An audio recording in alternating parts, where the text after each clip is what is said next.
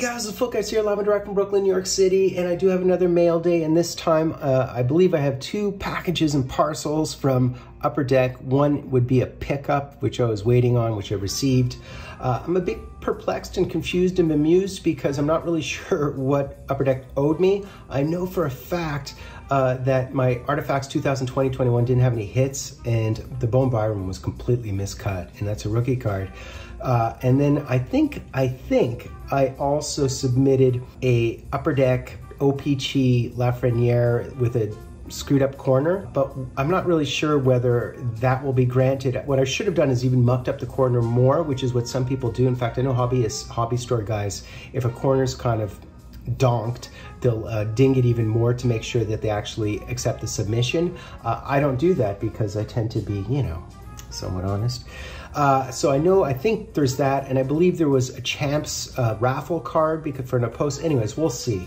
But I'm supposed to receive these cards, and then I have a pickup. So let's rock and roll, baby, and let's cut, slice, dice, and it's a hey, what do you say, mail day.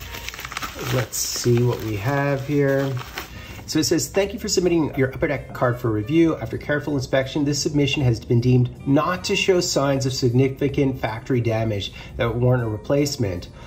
Oh my God, while Upper Deck strives to produce the best cards in the marketplace, not every card will be without subtle. I'm not against imperfections, but one corner was really, really dinged. And then if it's the Bone Byron, it was completely miscut, like just ridiculously miscut. So we're returning the card so they're just returning the card. We appreciate your support. Well, yeah, my God, at these price points at this point. We have also included some complimentary product to help cover the cost of shipping. The cost of shipping. What is going on, man? That is weak. So let's see which one they've returned.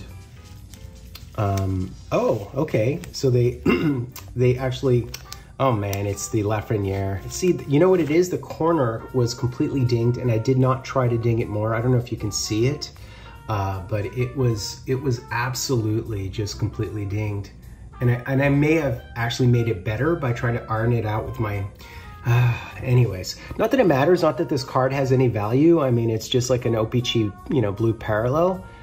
So they just sent it back to me. That's kind of weak. So, but I was expecting the Bone Byron. That was the one I really wanted. Plus the hits from that. I always complain, the squeaky wheel gets the grease, guys. Well, these are the worst. The National Hockey Card Day cards are, you know, just pablum. Anyways, we'll see what they did provide me with. Oh, there's Beezer. Beezer's all over the product this year for some reason. There's a Parnarim, there's a Kirill. It's a rookie, I mean, for what it's worth. Ken Morrow, a Seth Jones, and these would, of course, be the checklist.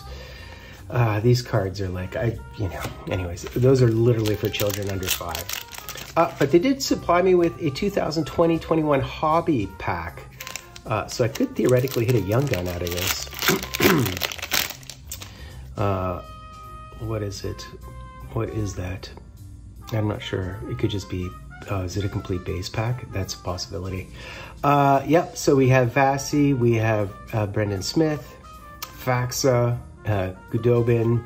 Oh, wow, lucky. That's really lucky. We hit a Tom Wilson acetate. That's pretty amazing. These are not easy to hit. That's very cool. That is very cool. I'll take it. I'll take a Tom Wilson acetate. That's pretty cool. Gergensen, a Uyghur, had an amazing year, and Joel Farabee, who can break out. He's the kind of player who can break out. I mean, acetates are 1 in 96, so 1 in 96 would be 1% opportunity, obviously, because it's essentially 1 in 100. All right, yeah, this one does not mention my name. It's not very devoted. So it goes, congratulations, we are pleased to, oh, that's good, congratulations. Did I make it into Harvard? We are pleased to advise you that your expired redemption entry is a winning entry. Aren't they all winning entries? Accordingly, we have enclosed a card from the raffle. So I won a raffle. I believe this is the Kyle Opoza that I hit in my 2008-9 Champs, but I'm not sure because I don't remember because I do submit quite a few things. We hope collectors like you will continue to support Upper Deck products. I mean, I try to, but not at these price points. Of course, it doesn't say which card it was, so I don't even know, and it doesn't give it a reference number. The other letter gave me an exact reference number so they can know 2 cards in here, guys. 2 cards in here. That's kind of cool. And what is what here? Well, let's see what this one is first. Oh my God. Jimmy Graham. So we received a football card. I do not collect football cards per se, and that is pretty weird. So we have an rookie authentic. So it's SP. It's actually SPA football, and it's a rookie. So it's basically a Future Watch football version of Jimmy Graham. Okay. There was a second card in here, so that's kind of funny. I'm guessing that's the lowest tier of the raffle. I'm not really sure. I do watch football religiously, believe it or not. I am absolutely a Giants fan, which has been really painful the last couple of years. I was always a Peyton Manning and an Eli Manning fan, believe it or not. But we did receive a second thing here. And look at this. So this is definitely an SP Authentic card as well, and it's Pecorine. And look at that, guys. That's very cool. Goalie mojo, even in the redemption, guys. How nice is that?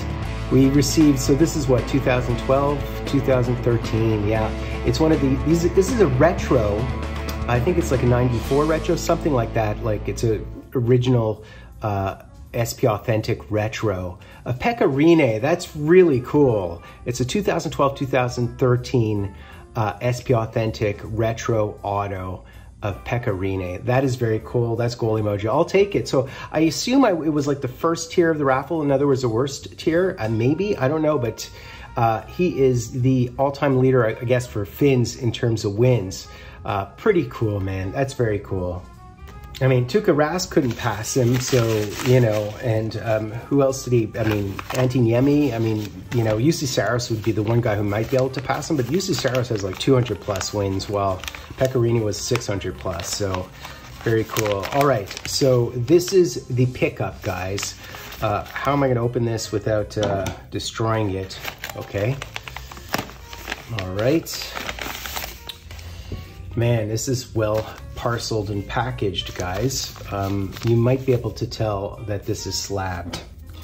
I never get things graded, but I do on occasion buy things that are graded just to lock them in, if you know what I mean.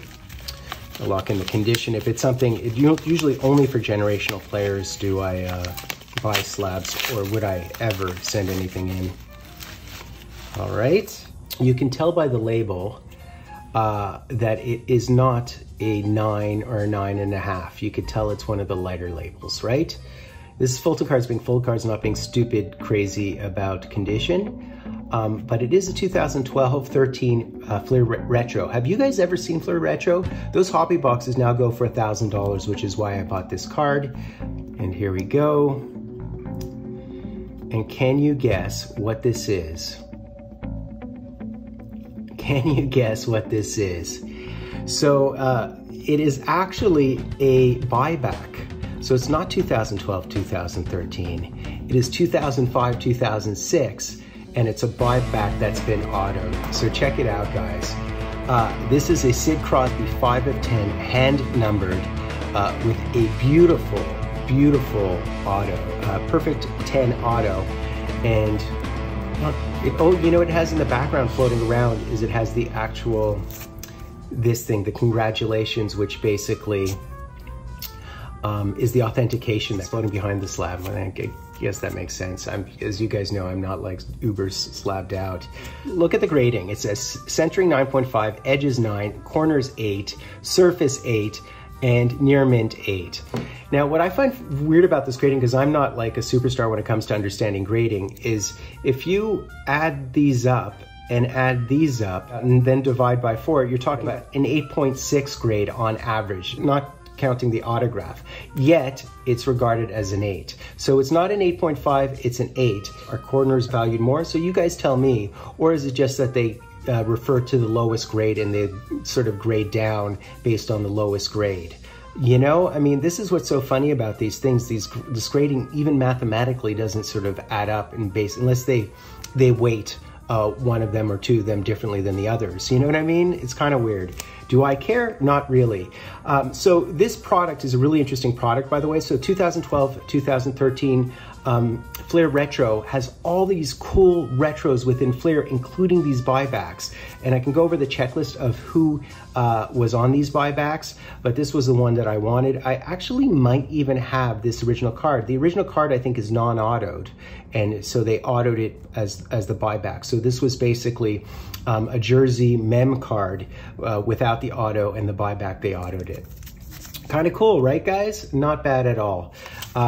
So as I said, the box of those Flair Retro from 2012 go for, hobby boxes go for over $1,000. That's just how much they go for now. So I paid significantly less than that for this card. And the other thing I wanted to just tell you guys is, this is the craziest thing ever, and I was just discussing it with the post office because I picked this up at the post office. About 4 years ago, or 3 years ago, I bought a 9-graded 2005-2006 Upper Deck Ice Glacial Graphs of Crosby rookie card Glacial Graphs, which I love. And I paid $200 for the card. It was a graded 9 card with 9.5s in there. And it never arrived. In fact, they said they left it in or near the mailbox. It was never in the mailbox. And you know, Brooklyn, if the outside door is open downstairs, someone can take it, or someone within the building can take it, or someone who knows someone within the building can take it. So I never received the card. And yet, according to the post office, they had left it there, and they had scanned it and scanned that they'd left it there. That card, I paid $200 for, is now worth $2,000. Now, you guys know I don't talk about value very much, and it's not that I lost $1,800 on that. It's more that I lost a card that cost only $200, that cost the cost of a hobby box now, that would have been a Sidney Crosby rookie card, one of the more beautiful ones according to me. And if I were willing to buy it now, it's an impossibility. And that kind of explains why I picked this up. I wanted an affordable Crosby rookie card that isn't a Future Watch auto, because I'm always trying to find new and interesting ways of enjoying the hobby that isn't just SPA and flagship products and everybody like lemmings flocking to the only cards that have value and inflating value beyond reason. You know, the Kaprizov and the Makar, and this is something Zuri said, so I'm parroting Zuri, which is something I never do, but I agree with him a lot. It might surprise you guys. I agree with him like a ton. He was saying that both those cards are, they're just hyper inflated, given, that Kaprizov is almost mid-career, given the fact that he's entered at 25, so only has so many years ahead of him. Hedman's Future Watch is a $150 card, so why would a Makar be, $2,000 card, whatever people are paying for it. I don't even know what they're paying for it. It's just ridiculous. It makes no sense whatsoever. Alex Pietrangelo is one of the best D of his era. How can Pietrangelo, Future Watch, one of the best D of his era, be a $50 card, yet everybody wants the Makar? It's just, my point being, the prices will come down. And if you're smart, you can find other cards within the hobby that you have a sentimental attachment, that you don't have to overpay for, that you don't have to get a graded 9 to have a piece of history. And that's what I'm trying to demonstrate in the hobby. But it's also, I didn't do it for you guys. I did it because I really wanted this card. And I'll just flash for you guys the buyback autograph checklist from this Flair Retro from 2012.